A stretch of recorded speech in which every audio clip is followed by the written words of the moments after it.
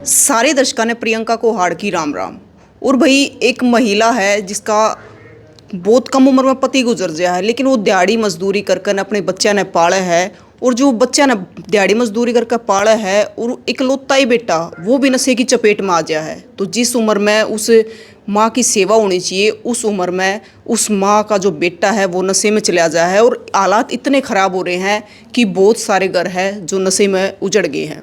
तो भाई आज हमारे साथ है जींद के SP Kuldeep Singh. Ram Ram sir. Ram Ram.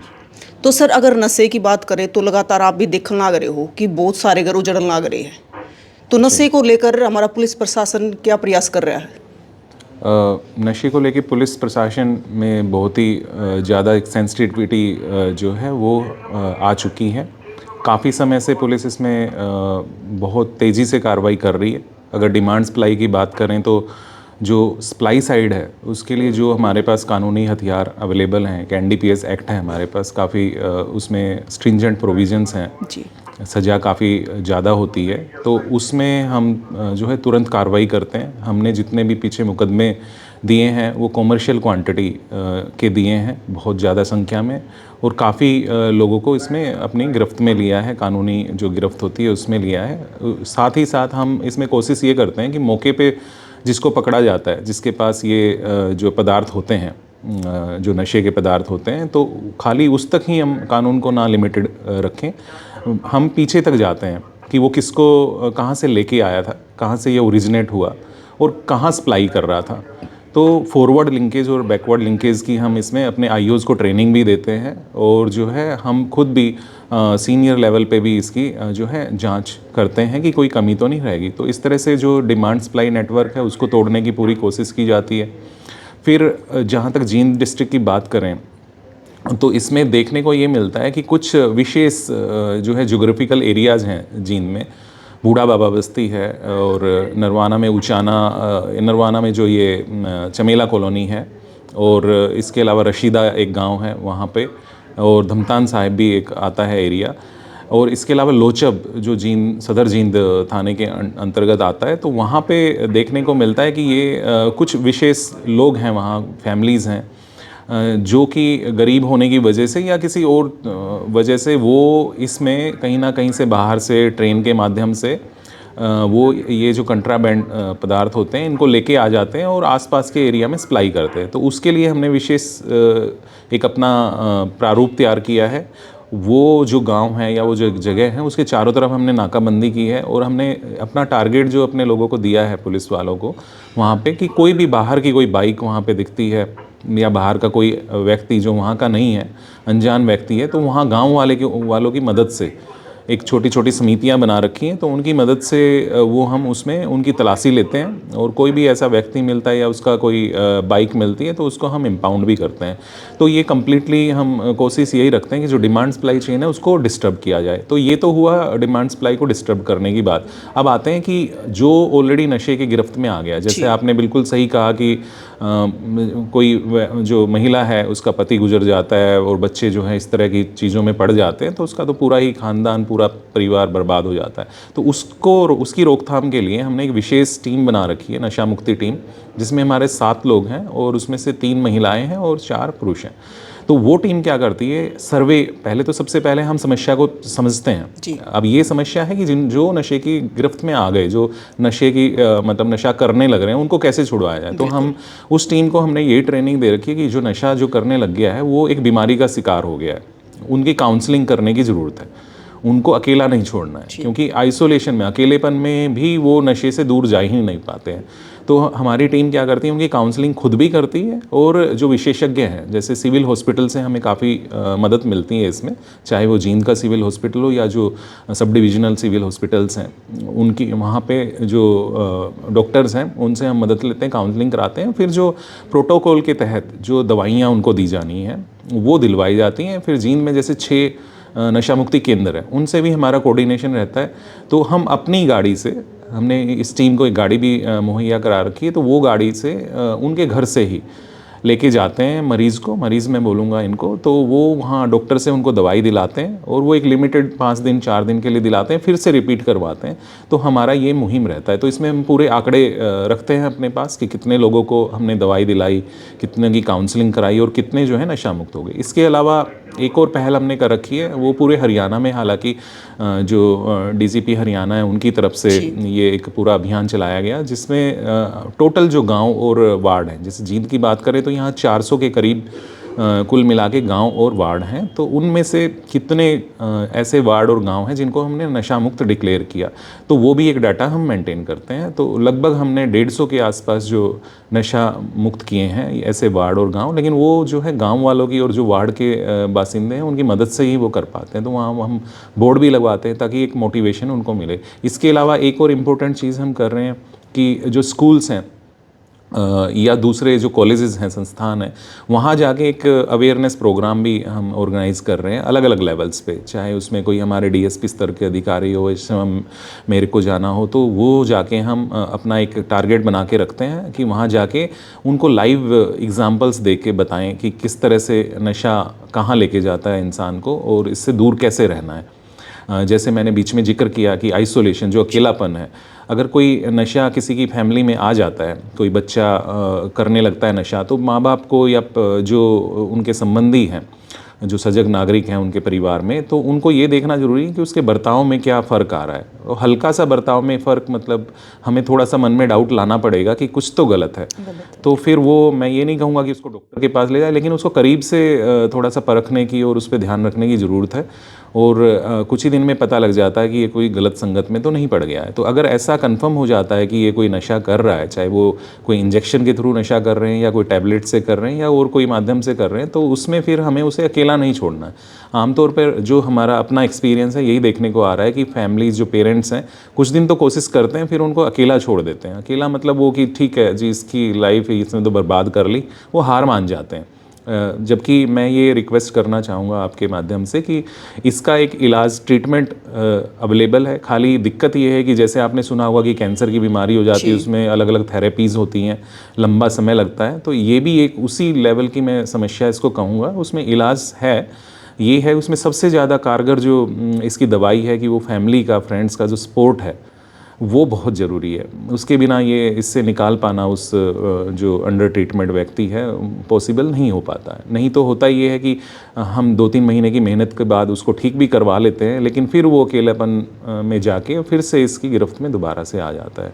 Sir, हमने है ना कुछ दिन पहले एक गांव की स्टोरी कवर की थी, यहाँ जींद का लगता है ये अशरफगढ़ गांव है, आपने भी सुना होगा। जी जी। तो वो भी गांव नशे की चपेट में था। जी बिल्कुल। तो वहाँ पे युवाओं ने भी प्रयास किया, जी। गांव के चारों तरफ कैमरे भी लगवाए और प्रशासन ने भी उनका सहयोग किया। जी। तो आज वो गांव नशे की चपेट से दूर है। जी बिल्कुल, आप सही कह रहे हैं। जैसे मैंने आपको पॉइंट आउट किया था कि कुछ ऐसी विशेष जगह हैं, हालांकि मैंने अशरफगढ़ का नाम नहीं लिया, उसमें लोचब का लिया। तो यहाँ पे अशरफगढ़ में भी हमारी पुलिस टीम एक्टिवली इन्वॉल्व रही और उसमें एक अच्छी चीज़ देखने को मिली कि वहाँ के जो गाँव के सरपंच, पंचायत जो थी, वो सामने आए, तो उनकी मदद से हम उसको और आसानी से कर पाए।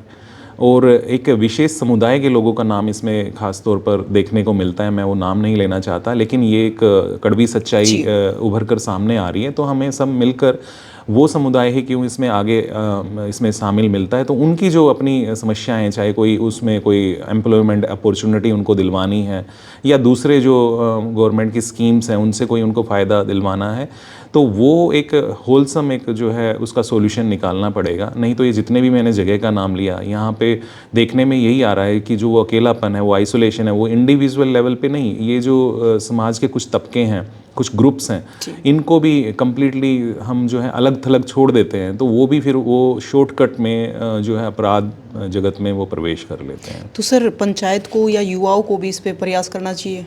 जी बिल्कुल, उनकी इन्वॉल्वमेंट के बिना, उनकी पार्टिसिपेशन के बिना इस मुकाम को हासिल करना बड़ा मुश्किल है। लेकिन अगर उनको हम उनके पोटेंशियल को हमारे देश में लगभग जो 65% पॉपुलेशन है वो बिलो 35 ईयर्स एज है। तो उनको अगर हम यूज़ करें, उनको एक उनकी चैनलाइज करें एनर्जी को, पोटेंशियल उनके अंदर जो भरा पड़ा है, तो बहुत अच्छा रिजल्ट हमें देखने को मिल सकता है। कम से कम इस जो ये नशे की समस्या है वो उसमें एंटर नहीं करेंगे, दूसरे जो है कामों में वो लगेंगे, तो अपना फुल जो उनका आउटकम है वो हम ले पाएंगे अपने देश की इकोनॉमी के लिए। तो सर जैसे आम आदमी है, तो आम आदमी को कैसे जागरूक किया जाए नशे को लेकर? जी, इसमें मैं यही कहना चाहूँगा कि जैसे अवेयरनेस प्रोग्राम्स हमारी तरफ से अगर पुलिस की बात करें तो वो होते रहते हैं। जी बिल्कुल। और दूसरी चीज़ है कि कोई भी गलत काम हो रहा है, कोई क्राइम हो रहा है, तो एक आम आदमी को ये कोई रॉकेट साइंस में कहूँगा नहीं होती है। सबको पता होता है कि क्या गलत है क्या ठीक है। जैसे मैं कहीं स्कूलों में जाता हूँ तो वहाँ हम बच्चों को प्रेरित करते हैं कि वो कुछ पेंटिंग बनाएं नशे से संबंधित। तो उनमें देखने को ये मिलता है कि वो जो इनोसेंट बच्चे हैं, वो चाहे 7th स्टैंडर्ड के हों या कोई 8वीं क्लास 10वीं क्लास के हों, उनके दिमाग में नशे का मतलब जो है अभी भी सिर्फ़ और सिर्फ जो शराब का नशा है या तंबाकू वाला नशा है वहाँ तक है, या सिगरेट तक है। तो इससे एक पॉजिटिव साइड ये मिलती है देखने को कि उन बच्चों को अभी तक ये जो उससे भी भयंकर जो हमारे पास ये समाज में चीज़ें आ गई हैं उनके बारे में पता ही नहीं है। तो वो पॉजिटिव साइड मुझे उसमें लगता है देखने को। तो ये भी एक सिग्नल है कि अच्छाई उसके जो एक अच्छा साइड है वो देखने को मिल रही है कि उनको अभी तक पता ही नहीं है। तो हम उनको दूर ही रखें उन चीज़ों को, उनको इन चीज़ों का पता ही ना लग पाए। लेकिन ये तो मैं कहने के लिए बोल रहा हूँ, बिना पता लगे वो तो कल को पता तो लगेगा ही। हमें बेसिकली उनके जो साइड इफ़ेक्ट्स हैं, जो गलत चीज़ इम्पेक्ट हैं उनके पूरी सोसाइटी पे या फैमिली के ऊपर, तो वो तो उनको बताने ही पड़ेंगे। तो उनको अवेयरनेस के थ्रू सबसे ज़्यादा जो है मुझे लगता है कि दूर किया जा सकता है। सर पता है गांव की अगर बात करें ना, तो गांव यहाँ तक ही सीमित थे। पहले शराब, हुक्का, बीड़ी यहाँ तक सीमित थे। लेकिन अब और भी बहुत सारे नशे जैसे चिट्टा, स्मैक, ड्रग्स, तो ये जो अंदर से बिल्कुल युवा को खोखला कर देती है। बिल्कुल। इसमें मैं एक चीज़ और ऐड करना चाहूँगा, ये बिल्कुल आपने सही स्टेटमेंट कही है। इसमें कहीं ना कहीं घूम फिर के वही बात आ जाती है कि हम अकेलापन, जो आइसोलेशन है, कि जो जिम्मेदारी एक समाज की होनी चाहिए, परिवार की होनी चाहिए, जिसमें बड़े बूढ़ों का अहम रोल है, उसमें दादा दादी आ जाते हैं, ताऊ चाचे जो होते हैं, या पड़ोस के जो दूसरे मोहल्ले के जो बड़े बुज़ुर्ग होते हैं, जो अपने आप में एक हमारा जो है एक तरह से डिफेंस सिस्टम का काम करते थे पहले। मैं ये नहीं कहूँगा पहले ज़माने में, कुछ वर्षों पहले तक कहीं ना कहीं वैल्यू सिस्टम डाउनग्रेड हो गया है। हमारी जो फैमिलीज़ हैं वो मतलब छोटी छोटी टुकड़ों में बट गए हैं। तो जो वो दादा दादी का या दूसरे जो पड़ोसियों का एक निगाह रहती थी, एक कंट्रोल रहता था कि भाई छोटी सी भी गलती बच्चा कुछ कर रहा है तो इमीडिएट वो खुद अपने लेवल पे ही उसको टोकते थे। और उसमें टीचर्स भी आते हैं फिर कि स्कूल में जो टीचर्स का एक बिहेवियर है या एक रिस्पॉन्सिबिलिटी है बच्चों के लिए, वो खाली एजुकेशन सिस्टम तक ना रहे, उनमें जो वैल्यू सिस्टम है। फिर ये नशा जो है इसमें बहुत एक इम्पोर्टेंट, इसमें एक कल्प्रिट बन के सामने आ रहा है। तो उनको भी, क्योंकि बच्चे तो अगर स्कूल या कॉलेज की बात करें तो मैक्सिमम टाइम जो स्कूल में गुजार रहे हैं, बचा खुचा टाइम वो फिर फैमिली में तो आते हैं, पेरेंट्स के पास होते हैं, लेकिन वो वर्चुअल वर्ल्ड में होते हैं।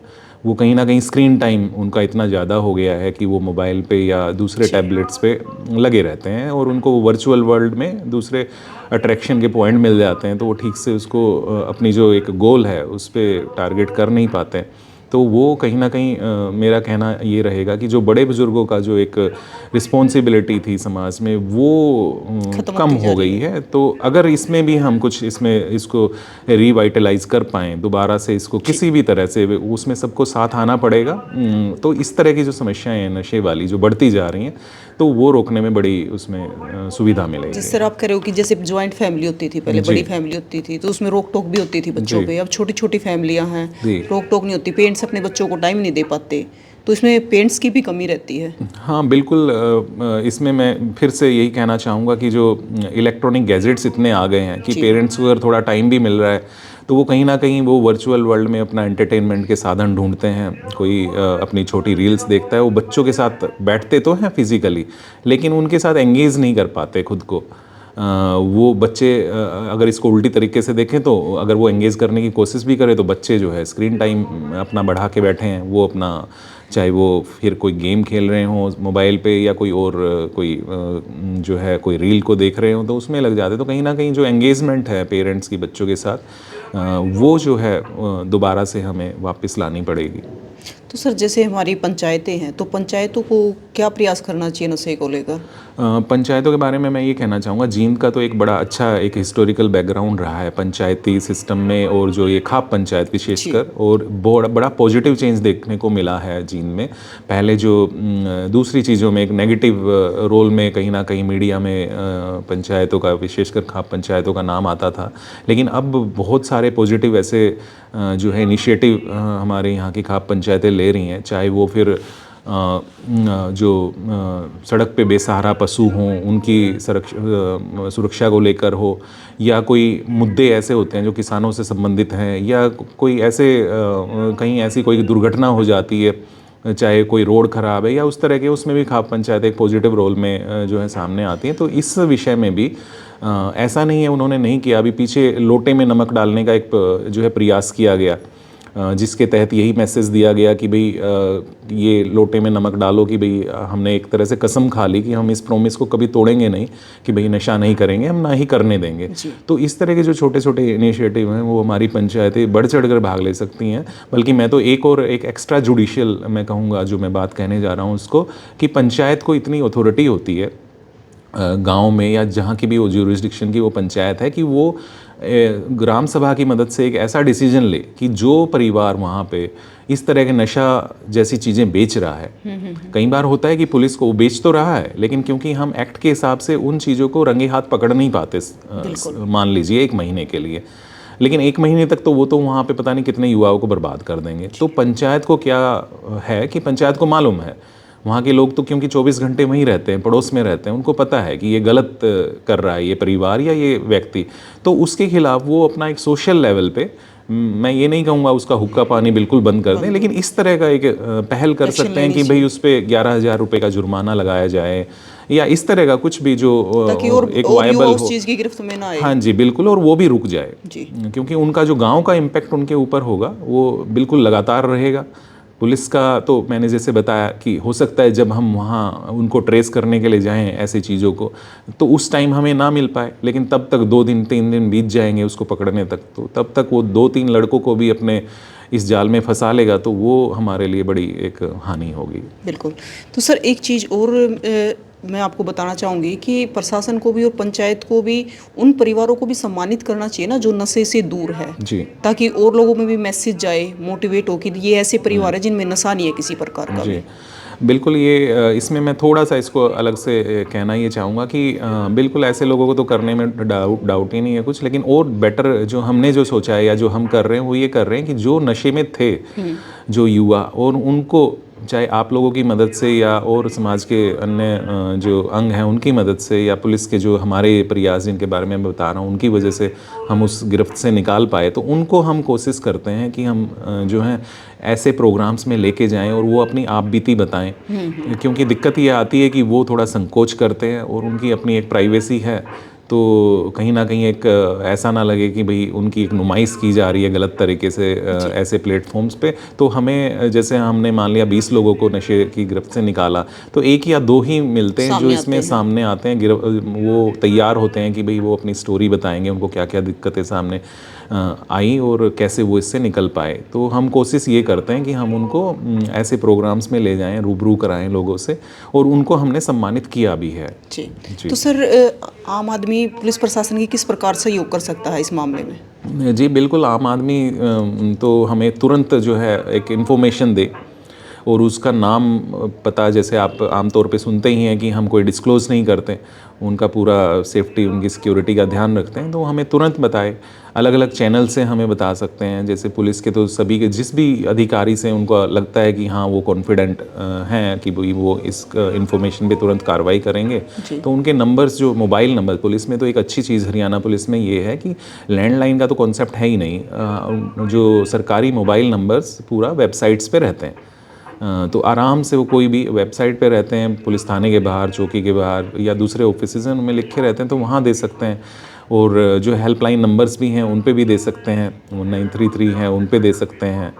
तो अलग जो इन्फॉर्मेशन देने का जो है वो तुरंत देंगे तो तुरंत उस पर कार्रवाई होगी। जो मैंने ये 2-3 जगह के नाम बताए थे, वहाँ से भी कुछ इन्फॉर्मेशन आती है तो हम तुरंत उस पर एक्शन लेते हैं।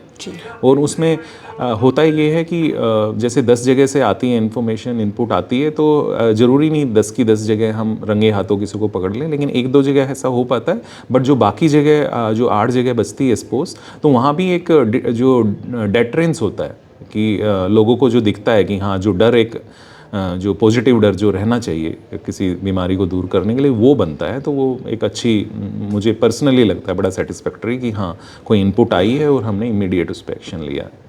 तो सर आप इस युवाओं को क्या संदेश देना चाहोगे? युवाओं को मैं यही कहना चाहूँगा कि वो अपना जो गोल उन्होंने बनाया है, अगर नहीं बनाया तो वो ज़रूर बनाएं।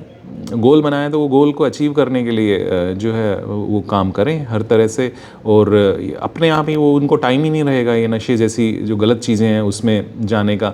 और इसमें एक इम्पोर्टेंट रोल ये रहेगा कि वो जब अपने गोल को अचीव करने के लिए जा रहे हैं तो रास्ते में उनको कुछ दोस्त मिलेंगे, तो दोस्तों का सिलेक्शन थोड़ा कर ले। जो पेरेंट्स हैं, टीचर्स हैं, वो तो उन पे तो ब्लाइंडली वो फेथ कर सकते हैं, लेकिन जो दोस्त हैं जो इस जर्नी में उनको बीच में मिलते हैं, तो उन दोस्तों को, मतलब दोस्त लायक वो हैं कि नहीं है, वो थोड़ा सा, मैं इसमें माफ़ी चाहूँगा ऐसा कहने में, लेकिन ये कड़वी सच्चाई है। तो थोड़ा सा वो सिलेक्शन वो ज़रूर कर लें कि वो दोस्त जिनको बना रहे हैं, क्योंकि वो ही कहीं ना कहीं बड़े हद तक वो रिस्पॉन्सिबल होने वाले हैं कि वो उसकी गोल अचीव करने में हेल्प करेंगे या उससे डिस्ट्रैक्ट करने में उसकी ये करेंगे। तो उसमें ये देखा जाए कि वो जो दोस्त है उसका जो भी पैमाना वो अपने मन में या अपने पेरेंट्स से वो डिसाइड करा सकते हैं।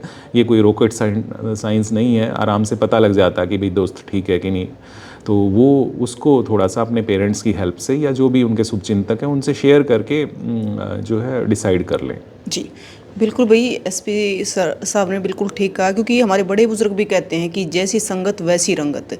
इंसान जैसी संगत में रहेगा तो उसका असर जरूर आएगा। और आज आप देखने भी लग रहे हो कि कितने परिवार ऐसे हैं जो उजड़ लग रहे हैं, और भाई परिवार के परिवार उजड़ गए हैं सिर्फ नशे की गिरफ्त में आके। सर ये चीज़ तो है ही कि मतलब कहीं ना कहीं स्ट्रगल इसके पीछे महिला को करना पड़ता है। हमने बहुत सारे परिवार ऐसे देखे हैं कि उसके पति नशा करते हैं और वो बेचारी दिहाड़ी मजदूरी कर करके बच्चों को पाल रही है, लेकिन आज के दौर में लड़कियां भी इस चीज़ के गिरफ्त में हैं। जी बिल्कुल, ये तो टाइम के साथ ऐसा हो रहा है। पहले मैं भी कहीं स्कूल्स में, कॉलेज में जाता तो बड़ा प्राउड फील करता था ये कहने में कि जो गर्ल स्टूडेंट होती थी उनको ये शेयर करने में कि बहुत अच्छी है ये बात कि भाई आप गर्ल्स हो, कम से कम आप तो ऑटोमेटिकली नशे से दूर रहने वाली हो। लेकिन जैसा आपने कहा, ऐसा नहीं है। कुछ ऐसा चेंजेस हमें सोसाइटी में देखने को मिल रहे हैं कि जो हमारा फीमेल सेगमेंट है सोसाइटी का, वो भी इन चीज़ों में एंटर कर रहा है। तो उसके लिए अलग अलग फैक्टर्स हैं जो रिस्पॉन्सिबल हैं। कहीं ना कहीं सोशल मीडिया पे कुछ पॉप कल्चर कहूँगा मैं, या जो हमारे देसी गाने हैं उनमें भी कहीं ना कहीं गन कल्चर और ये जो नशे के बारे में भी कुछ ऐसी चीज़ें मिलती है देखने को। आप देखेंगे तो मीडिया में या इवन जो अपनी मूवीज़ में कि कहीं कोई स्मोकिंग कर रहा है या कोई दूसरी चीज़ कर रहा है तो उसको ब्लर करके दिखा दिया जाता है, लेकिन अल्टीमेटली मैसेज तो चला ही जाता है कि हाँ, ये XYZ जो एक हीरो या हीरोइन है या जो भी उसमें कोई एंकर है कि वो इस तरह की चीज़ें कर रहा है, तो उसको लोग अपना एक ब्रांड बना के या अपना एक आइडल बना के जो है उसको फॉलो करते हैं। तो नव युवक जो हैं, विशेषकर महिलाएं, वो बाहर का जब दुनिया को देखती हैं, जैसे अगर हम ग्रामीण एरिया की बात करें तो कहीं ना कहीं वहाँ, जैसे मैंने पहले भी कहा, एक स्कूल में बच्चे जो हैं सिर्फ तंबाकू और सिगरेट तक ही लिमिटेड रहते हैं। वो पेंटिंग्स में भी उनको उसका क्योंकि आइडिया नहीं होता। लेकिन जब हम अपने इस ग्रामीण एरिया से बाहर जाते हैं तो जो हमें एक मेट्रोपॉलिटन कल्चर देखने को मिलती है, तो कहीं ना कहीं उसका एक इम्पैक्ट आता है और लोगों को लगता है कि ये चीज़ें ऐसी हैं, साइकोट्रोपिक सब्सटेंसेस हैं ये, कि भाई इनसे कहीं ना कहीं हमारी बॉडी में ऐसे चेंजेस आएंगे कि हम कोई जो हमारा गोल है वो जल्दी अचीव कर लेंगे। तो वो एक जो बहम या एक गलत फहमी जो मन में होती है, वो कोई दूर करने वाला नहीं होता। वो खुद ही जो गर्ल चाइल्ड है या स्टूडेंट हैं, वो सोचते हैं कि शायद इससे जल्दी उनको सक्सेस मिलेगी। तो मुझे लगता है कि ऐसी जो समाज में सोशल मीडिया पे चीज़ें हैं उनसे ये असर पड़ रहा है। सर जैसे बड़े शहर है, बड़े शहरों में तो ये चीज़ देखने को मिलती है कि लड़कियां भी इस चीज़ की गिरफ्त में। जैसे अपना जींद जिले का जो एरिया है ये बिल्कुल ग्रामीण एरिया है जी। तो यहाँ भी कोई लड़कियाँ ऐसा कोई केस आपके सामने आया है? नहीं, मुझे तो अब तक ऐसा नहीं मिला, सुनने में आए हैं, लेकिन जब वेरीफाई किया गया तो ऐसा नहीं मिला। लेकिन जैसे मैंने थोड़ा सा हिंट करने की कोशिश की है कि जैसे जैसे हमारा ग्रामीण एरिया है उसमें जो मॉडर्निटी के नाम पे जो चीज़ें आ रही हैं, क्योंकि अभी तो ग्लोबल सिस्टम है पूरा, तो चाहे वो एजुकेशनल इंस्टीट्यूशन जो डेवलप हो रहे हैं, यहाँ पे यूनिवर्सिटी भी आ गए हैं, मेडिकल कॉलेज आ रहे हैं, तो जो एक कल्चरल कन्फ्लुएंस हो रहा है आपस में, बाहर के लोग आ रहे हैं, जो है नई नई चीज़ें देखने को मिल रही हैं, दूसरे आयाम देखने को मिल रहे हैं, तो उनका असर तो पड़ेगा। बट उसके लिए हमें तैयार रहना है। जैसे मैंने कहा, एक यहाँ पोटेंशियल है। एक अच्छी चीज़ ये है कि हमारे ग्रामीण क्षेत्र की महिलाएं या लड़कियाँ इन चीज़ों में नहीं हैं, बट उसको रोका कैसे जाए, ऐसे कैसे मेंटेन किया जाए, तो उसके लिए ज़रूरी है कि उनमें इतना हम कॉन्फिडेंस ला दें, इतनी उनमें हिम्मत ला दें कि वो इनसे हमेशा दूर रहें। क्योंकि महिलाओं की एक ख़ास चीज़ ये है कि वो एक परिवार नहीं, वो तो दो परिवार को संभालती हैं। एक तरह से डबल उनका जो एक आउटकम एक जाता है सोसाइटी में, जिम्मेदारी वो जाती है। तो उनको उनका जो एक कंडक्ट होगा या उनका बिहेवियर जो रहने वाला है, उससे दो जगह जो है असर देखने को मिलता है। तो सर, महिलाओं की अगर बात करें तो महिलाएं किस प्रकार से सहयोग कर सकती है इसमें? मेरा ये मानना है कि अगेन मैं जींद की बात करना चाहूँगा कि महिलाएं जो है घर में एक लीडर का काम करती है। चाहे अगर हम बुरे से बुरा सोचें, अगर उसका पति शराब भी पीता है, रोज़ नशा करके आता, तो भी चलती महिला की ही है। अगर 19-20 कुछ है तो पुलिस भी जरा सी 112 पे कॉल आने पे महिला की ही सुनती है अच्छे से। हमारे जो कानूनी हक जो मिले हुए हैं महिलाओं के, विशेषकर फेवर में मैं कहूँगा, रहते हैं। और वो अच्छी बात भी है, क्योंकि कहीं ना कहीं हिस्टोरिकली देखें तो ये समझा जाता है कि महिलाएं थोड़ा सा एक वीक सेगमेंट है पुरुष के मुकाबले। तो उन चीज़ों को ध्यान में रख के ही ये सारे लेजिस्लेटिव जो फ्रेमवर्क बनाए गए।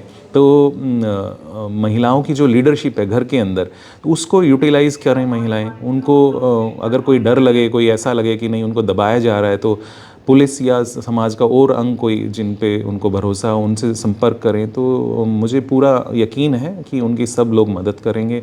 और वो अपनी इस जिम्मेदारी को बिल्कुल ना भूलें कि वही मतलब जननी है असली में, तो बेसिकली बर्थ वही इंसानियत को देती हैं। तो जो घर के अंदर ये दिक्कतें आती हैं, नशे जैसी या और कोई, मेरे सामने यहाँ अगर मैं एग्ज़ाम्पल लेना चाहूँ तो एक व्यक्ति थे, उनकी पत्नी आए, उन्होंने यही बताया कि इन्होंने नशा कर के और अपना 3-4 एकड़ जो है ज़मीन बेच दी और उसके सारे पैसे गैम्बलिंग में लगा दिए। तो मैं इनको साथ रखना चाहती हूँ। मैं ये भी नहीं चाहती हूँ कि आप इस पे कोई FIR करो या कोई दूसरा कानूनी ऐसी चीज़ करो जिससे समाज में इनकी बेइज्जती हो। लेकिन आप हमने उसमें आउट ऑफ वे जाकर कि उसकी जो काउंसलिंग करनी है, या एक थोड़ा सा हार्श वे में एक भाई पुलिसकर्मी को उनके साथ लगा देना है, थोड़ा सा धमका के उस तरह से, ताकि उसका घर बना रहे, तो वो सारी इनिशिएटिव भी हम लेने को तैयार रहते हैं। खाली ज़रूरत है कि जो ज़रूरतमंद है एक बार हमें थोड़ा सा इशारा करे, किसी भी तरह से, वो फ़ोन पे करे या कोई चिट्ठी लिख के कर दे, कोई ईमेल के माध्यम से कर दे, जैसा भी उचित लगे वो कर दे। जी। तो भाई, आप भी अपने गांव को, अपने घर को नशा मुक्त बना सको, क्योंकि आपके प्रयास है जो वही अपने आसपास के समाज को नशा मुक्त बना सका है। जिस हमारा समाज है, लगातार छोटे छोटे बच्चे हमने देखे हैं टिक्के लगावे हैं, घर पूरे के पूरे परिवार उजड़ गया है, ज़मीन जायदाद है जो ख़त्म हो गया है। तो सर ने बहुत सारी बातें बताई है नशे को लेकर। तो आप भी प्रयास करें कि किस प्रकार अपने आसपास आप सतर्क रहे, सावधान रहे और प्रशासन का भी सहयोग करें। तो फिर मिलेंगे, तब तक के लिए जय हिंद।